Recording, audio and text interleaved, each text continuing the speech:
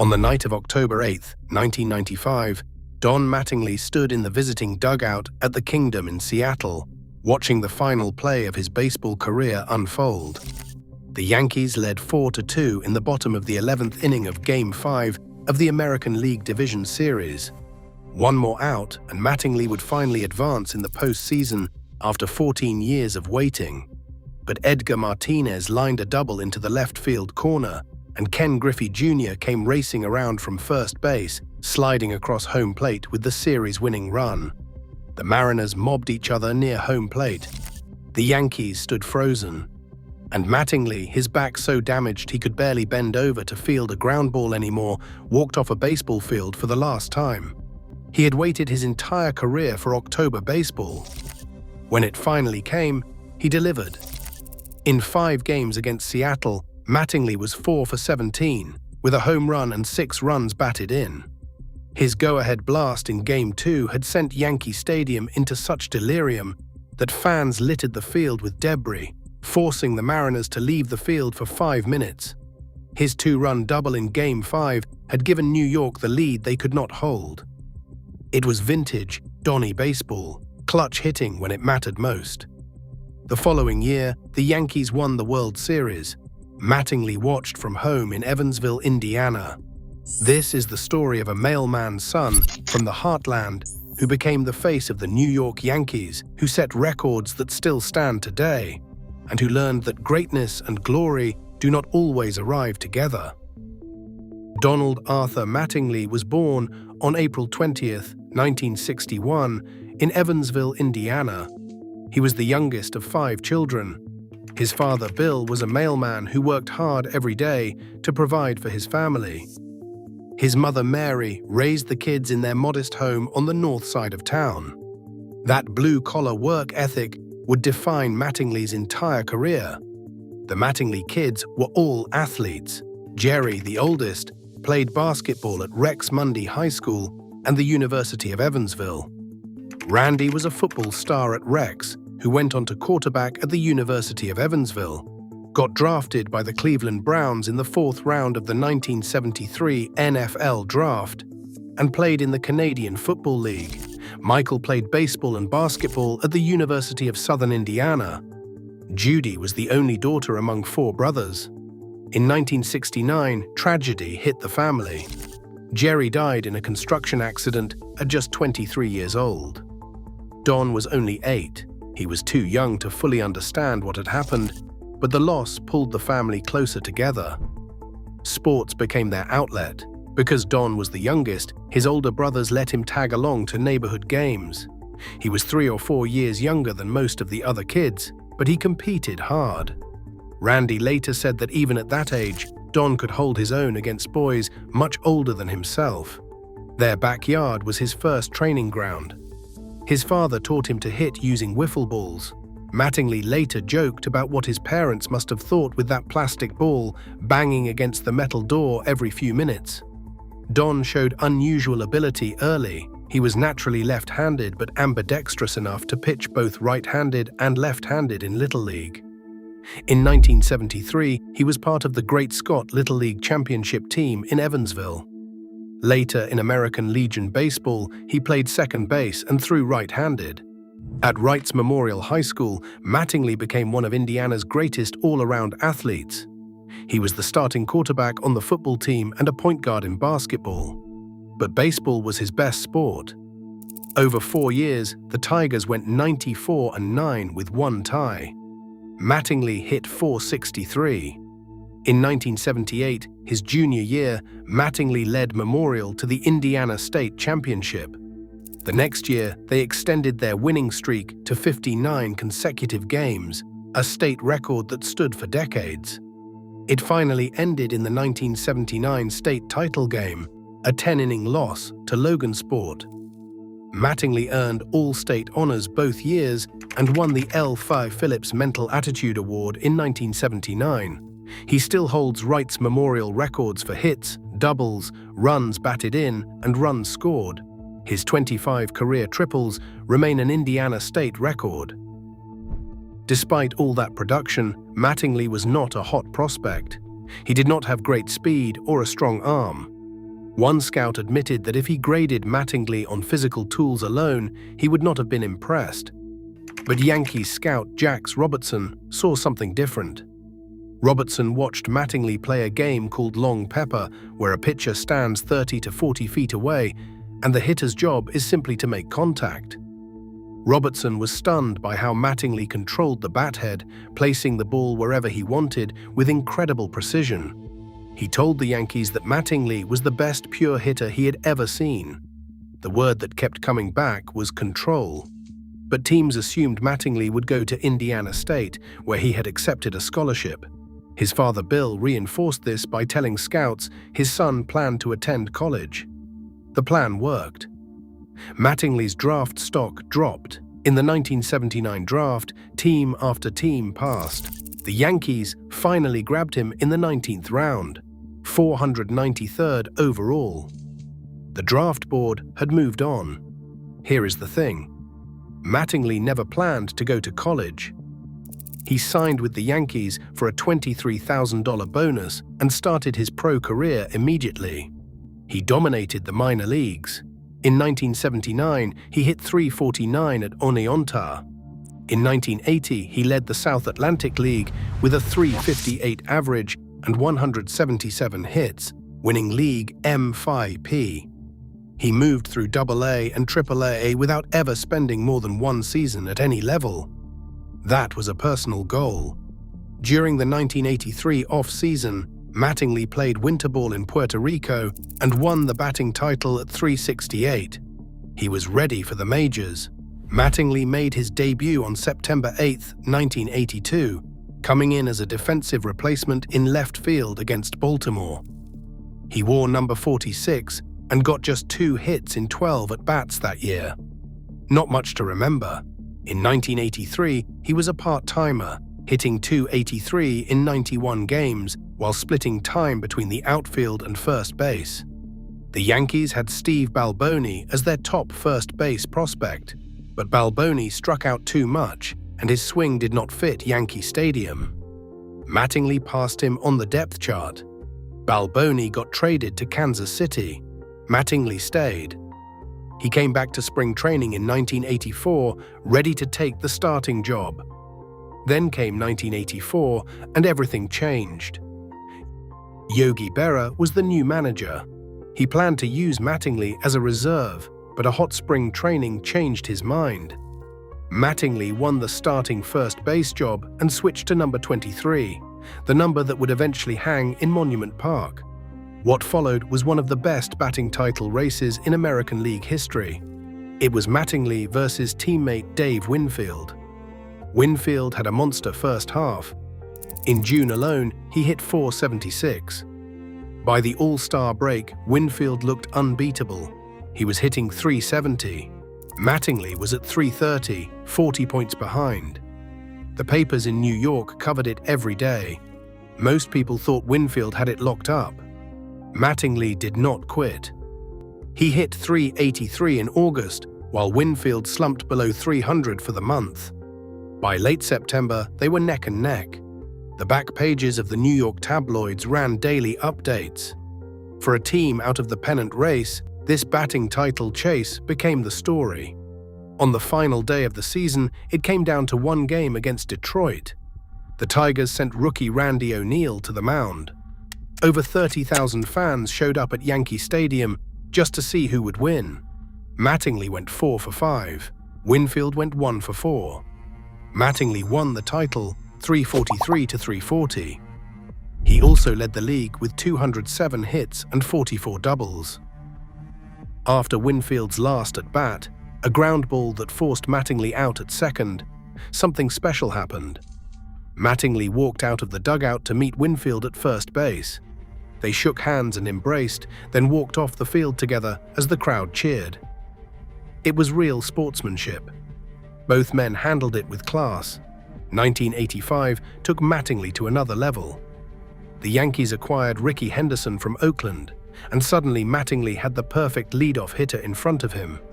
Henderson stole 80 bases that year, batted .314 with a .419 on-base percentage, and scored 146 runs, 30 more than anyone else in the league.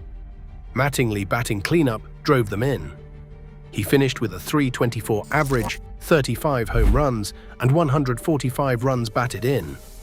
That RBI total was the most by a left-handed hitter since Ted Williams drove in 159 in 1949. His margin over second place in RBIs was 21, the biggest in the American League since Al Rosen in 1953. He led the league in doubles with 48, total bases with 370, extra base hits with 86, and sacrifice flies with 15. He batted .354 with 2 outs and runners in scoring position. When it mattered most, Mattingly delivered. He was also the first farm-grown Yankee to lead the club in home runs, since Bobby Mercer did it from 1970 through 1973. He won his first Gold Glove award, the start of a run that would last nearly a decade. In November, he was named American League Most Valuable Player with 23 of 28 first-place votes. Henderson finished third. Winfield finished 12th. The Yankees had 3 of the top dozen MVP candidates on one roster. At 24, Mattingly was the best player in the American League. The Yankees won 97 games that year. They still finished 2 games behind Toronto. No postseason for Donnie Baseball. 1986 might have been even better. Mattingly hit .352, second only to Wade Boggs. He collected 238 hits. That is still a Yankees franchise record. His 53 doubles are also still a franchise record. He led the majors with 388 total bases, had a slugging percentage of .573, hit 31 home runs, and drove in 113. He played all 162 games, no days off. He won his second Gold Glove. He made his 3rd straight All-Star team. His WRC plus was 160, meaning he was 60% better than a league average hitter. By any measure, he was the best position player in the league again. But Roger Clemens had one of the greatest pitching seasons ever. He went 24-4 with a .248 ERA and 306 strikeouts. Clemens won both the Most Valuable Player and the Cy Young unanimously. Mattingly finished second in MVP, voting for the 2nd straight year. 2 years in a row as the runner-up. 2 years of elite production with nothing to show for it in October. The Yankees finished second to Boston, 5.5 games back. Still no playoffs. Mattingly was doing everything right. The team just could not get over the hump. 1987 brought highs and lows. In early June, Mattingly hurt his back badly. He spent 5 days in traction at a hospital and missed nearly 3 weeks. It was his first trip to the disabled list. It was also a warning of things to come. When he came back, he went on a tear. From July 8th to July 18th, Mattingly homered in 8 straight games, tying the Major League record set by Dale Long in 1956. The All-Star game fell in the middle of the streak. Mattingly started at first for the American League and went 0 for 3. It did not matter. He kept mashing. During the 8-game streak, he hit a .459 batting average with 10 home runs and 21 RBIs. He struck out just twice. His OPS was 1.324. His 10 homers in 8 games set a record. Dale Long had 8 during his streak. Ken Griffey Jr., who later tied the consecutive games record in 1993, also had 8. Nobody has topped Mattingly's 10. The streak began on July 8th against Minnesota. Mattingly hit 2 home runs that night, one off Mike Smithson and another off Juan Berenguer. The next night, he went deep again off Richard Dotson. On July 10th against the White Sox, he launched a grand slam off Joel McKeon. July 11th, another homer off Jose De Leon. July 12th, he took Jim Wynn deep. Then came July 16th in Texas. This was the night everyone remembers. Mattingly crushed a grand slam off Charlie Hough in the 2nd inning. In the 8th, he added a 2-run shot off Mitch Williams. 7 RBIs in 1 game, a career high in a 12-3 Yankee win. On July 17th, he homered off Paul Kilgus. On July 18th, he hit his final homer of the streak off Jose Guzman. The streak ended on July 19th in a blowout loss to Texas. Mattingly doubled but did not go deep. The crowd of over 30,000 gave him a standing ovation anyway. Those two slams were part of something even bigger. Mattingly hit 6 grand slams in 1987, setting a major league record. Travis Hafner tied it in 2006, but nobody has broken it. Here is the crazy part. Those 6 grand slams were the only bases-loaded home runs Mattingly ever hit in his entire 14-year career. He never hit another one. Baseball is a strange game. He finished 1987 hitting .327 with 30 home runs and 115 RBIs. From 1985 through 1987, Mattingly hit 96 home runs while striking out just 114 times. That power-to-contact ratio is almost unheard of. But his back was getting worse. The pain that put him in the hospital in June was not going away. In 1988 and 1989, his numbers dipped. In 1988, he still hit a .311 batting average with 18 home runs and 88 runs batted in. In 1989, he drove in 113 runs. He kept winning Gold Gloves. His defense was always elite. The Yankees trusted him so much that they actually played him at second base and third base early in his career, even though he threw left-handed. On August 18, 1983, during the resumption of the famous George Brett Pine Tar game, Mattingly played 1/3 of an inning at second base as a lefty thrower. In 1986, he played 3 games at third base against Seattle. Those are some of the rarest defensive alignments in baseball history. Then came 1990. On April 10, 1990, Mattingly signed a 5-year, $19.3 million contract. It made him the highest-paid player in baseball at $3.86 million per year, more than Will Clark's $3.75 million average. He was 28 years old, supposedly entering his prime. The Yankees expected their star first baseman to carry them back to contention. His back had other plans. He hit a .256 batting average, with 5 home runs and 42 runs batted in. Those numbers look like a typo compared to what he had done before. He went on the disabled list in July. When he came back, he was not the same player. The swing that had terrorized pitchers for 6 years was gone. Mattingly did extensive therapy over the winter. The pain never fully went away, but he learned to manage it. In March of 1991, the Yankees named him team captain, just the 11th player in franchise history to hold that title. The previous captains included Lou Gehrig and Thurman Munson. It should have been a great honor. Instead, the season became a disaster. The Yankees were bad on their way to losing 91 games. They were stuck in a multi-year rebuild. Mattingly got frustrated and privately asked for a trade in June. He wanted to play for a contender while he still could. Then came the haircut. George Steinbrenner was serving a 2-year suspension from baseball, but his grooming policy was still enforced. The Yankees had rules about hair length going back years. In August, manager Stump Merrill told Mattingly that his mullet violated team rules. He would not play until he cut it. Think about this. The team, captain, the face of the franchise, the highest-paid player in baseball, benched over his hair. He was fined $250 plus another $100 for every day he refused to comply. The situation blew up into a national story. Mattingly ripped general manager Gene Michael in the press, saying he wanted an organization of puppets. He publicly repeated his trade request. He said maybe he did not belong in the organization anymore. Teammates took his side. Kevin Maas called the whole thing dumb. Steve Sachs said it was nickel and dime stuff, a ridiculous way to tear down a team. 2 days later, Mattingly cut his hair. The locks were auctioned off for $3,000 for charity. But the damage was done. The relationship between Mattingly and the organization was strained. The whole thing became such a big story that The Simpsons parodied it. In Homer at the Bat, which was actually written before the real controversy but aired after, Mr. Burns keeps telling Mattingly to shave his sideburns, even though he does not have any.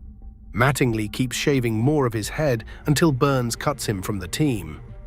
Walking away, Mattingly mutters that he still likes Burns better than Steinbrenner. The joke worked because everyone got the reference. That is how big the story was. Mattingly stayed with the Yankees, but his power never came back. Over his final 5 seasons, he hit just 53 home runs total. That is barely more than half of what he hit in 1987 alone. He still meant everything to that team.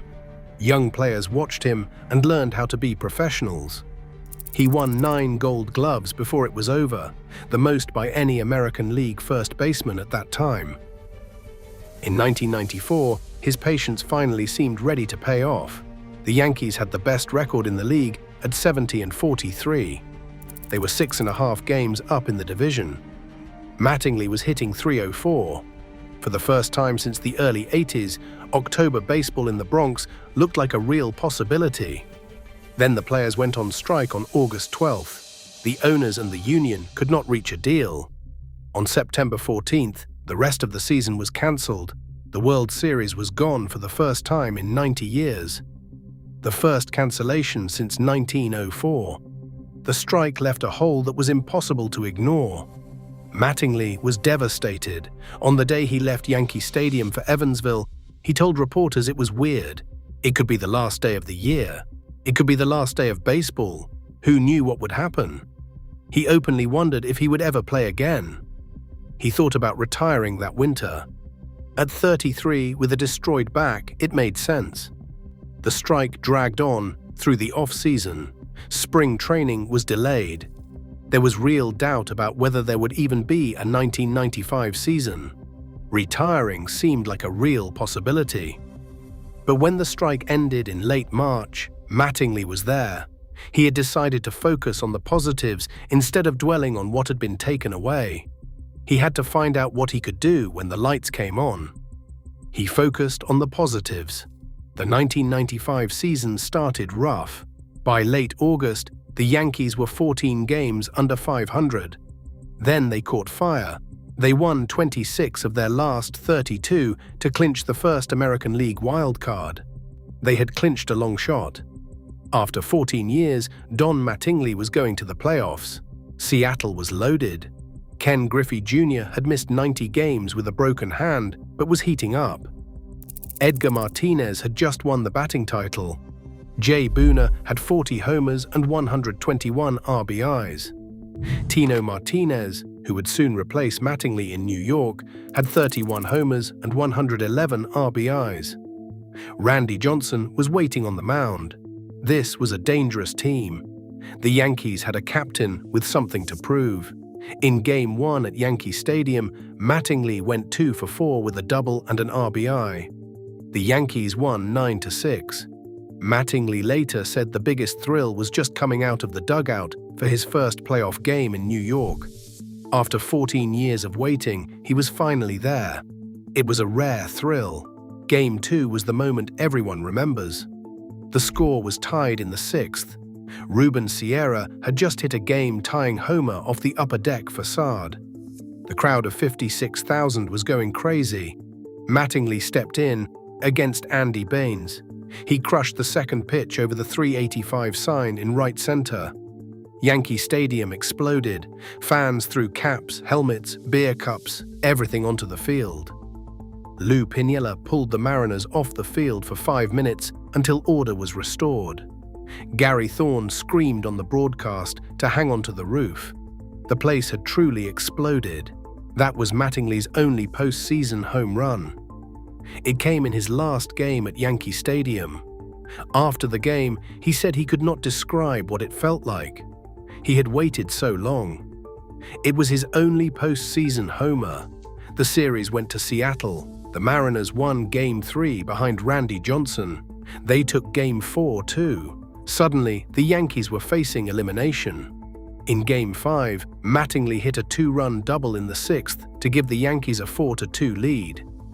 It was his last professional hit, but the bullpen could not hold it. Seattle tied it in the 8th. In the 11th, Edgar Martinez doubled home Griffey with the winning run. The series was over. So was Mattingly's last game in the big leagues. He sat out 1996. His back was too damaged to continue. At mid-season, the Baltimore Orioles called. They wanted him as a designated hitter for their pennant run. Peter Angelos, the Orioles' owner, had a bitter rivalry with Steinbrenner. Signing Mattingly would have been sweet revenge. But Mattingly said no. He was done. The Yankees won the World Series that year. They beat Atlanta in 6 games. It was their first championship since 1978. The players Mattingly had mentored, Jeter, Bernie Williams, Rivera, Petit, would go on to win 4 titles in 5 years. They became a dynasty. Mattingly watched from Evansville. He was happy for his former teammates, but the timing stung. He had played 14 years without reaching a World Series. 1 year after he stopped, they won it all.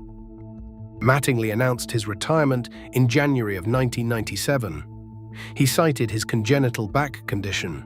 He said there was no way he could play at the level expected of a Yankee. On August 31st of that year, the Yankees retired his number 23 and unveiled his plaque in Monument Park. The stadium was packed. Former teammates came back. The inscription on the plaque says it all: a humble man of grace and dignity, a captain who led by example, proud of the pinstripe tradition and dedicated to the pursuit of excellence. A Yankee forever, he remains the only player to have his number retired by the Yankees without winning a World Series with the team. That tells you how much he meant to the franchise and to the fans. The career numbers tell the story. 14 seasons, all with the Yankees, a .307 batting average, 2,153 hits, 222 home runs, 1,099 runs batted in, 1,007 runs, 442 doubles, 9 Gold Gloves, more than any American League first baseman had ever won at that time. A career fielding percentage of .996, the best ever for an American League first baseman when he retired.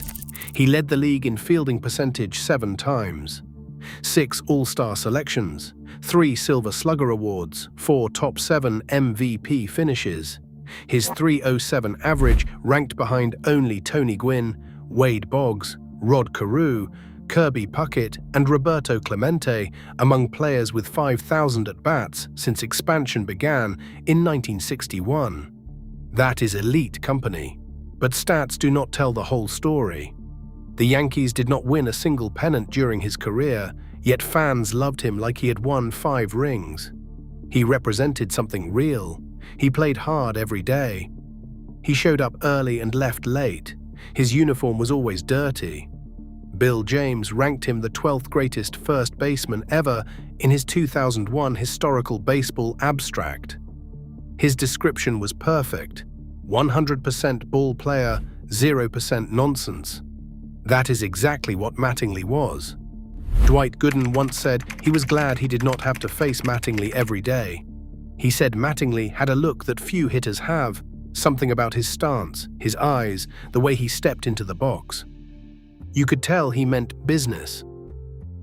After retirement, Mattingly spent 7 years as a spring training instructor while raising his family on his horse farm in Evansville. He married his high school sweetheart, Kim Sexton, in 1979.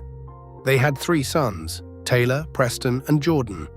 Preston was a first-round pick by the Dodgers in 2006 and later became a front office executive.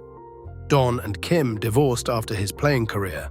In 2004, Mattingly returned to the Yankees as hitting coach under Joe Torre. He became bench coach in 2007 and was the frontrunner to replace Torre when he left. The job went to Joe Girardi instead. Mattingly followed Torre to the Dodgers. He married his second wife, Lori, in 2010 in Evansville. They had a son, Luis, in 2014. When Torre retired after the 2010 season, Mattingly became the Dodgers manager.